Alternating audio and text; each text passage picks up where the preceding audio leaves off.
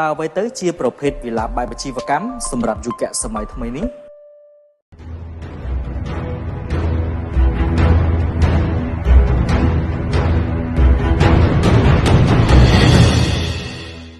ជម្រាបសួរអតិថិជនជាទីគោរពថ្ងៃនេះខ្ញុំនឹងបកស្រាយលម្អិតជូនអតិថិជនឲ្យកាន់តែជឿច្បាស់អំពីប្រភេទវិឡាបែបអាជីវកម្មដែលមានទីតាំងស្ថិតនៅលើផ្លូវធំកោះរីអូ CAC ផ្ទាល់តែម្ដង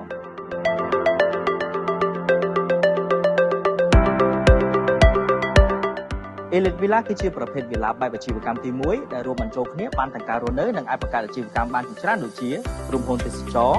Clinic ហាងលក់គ្រឿងអលង្ការមាសពេជ្រឬអាជីវកម្មផ្សេងៗជាច្រើនទៀត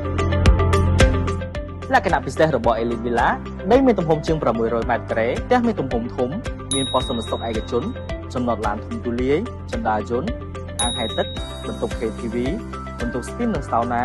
Sky Bar ឯកជននិងរួមបញ្ចូលបន្ទប់សមាជិកគ្រួសារជាច្រើនផ្សេងទៀតដែលរៀបចំឧបករណ៍គ្រឿងសង្ហារិមមកពីប្រទេសស្វីសនិងអ៊ីតាលីដើម្បីឲ្យអតិថិជនកាន់តែងាយស្រួលក្នុងការរស់នៅសម្រាប់យុគសម័យថ្មីនេះ